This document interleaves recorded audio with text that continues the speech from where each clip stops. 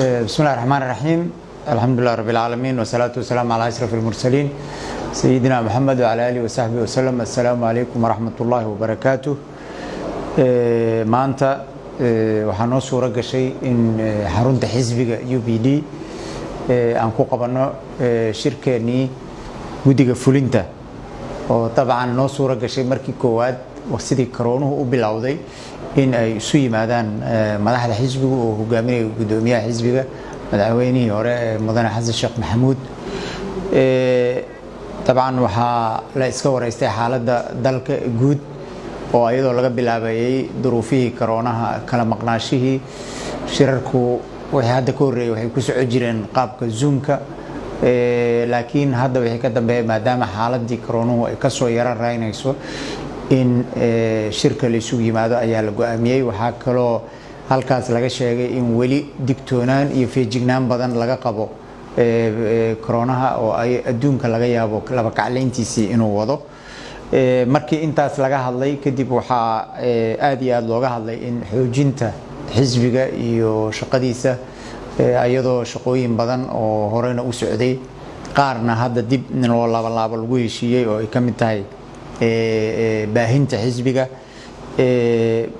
maaragtay furista xarumaha dowlad goboleedyada iyo xarumaha diyaasbarada Soomaalida adduunka ku kala nool. sidoo kale waxaa iyadana la isla gorfeeyay in la qabto shirweynihii xisbiga maadaama hadda ay suuragal tahay in duruufihii ay isbedeleen oo hadda safaradii uu bilaaban karo, kuwii gudahana la fasaxay, kuwii dibaddana dhowaan in la fasaxa la rajaynayo. waxaa kaloo la isla soo meel qaaday xaaladda dalku uu ku jiro, xaaladda doorashada. waxaa ka warhaysaan in waqti yar ay ka hartay doorashadii dalka, gaar ahaan xulista iyo soo dooridda baarlamaanka dowladda federaalka ah. xisbigu wuxuu hore u sheegay asagoo ku mowqifa madasha xisbiyada qaran, mowqifkaasna uu mowqifkeenu yahay in doorashadu ay ku dhacdo waqtigeeda, sidoo kalena doorashadu ay ahaato doorasho heshiis lagu yahay.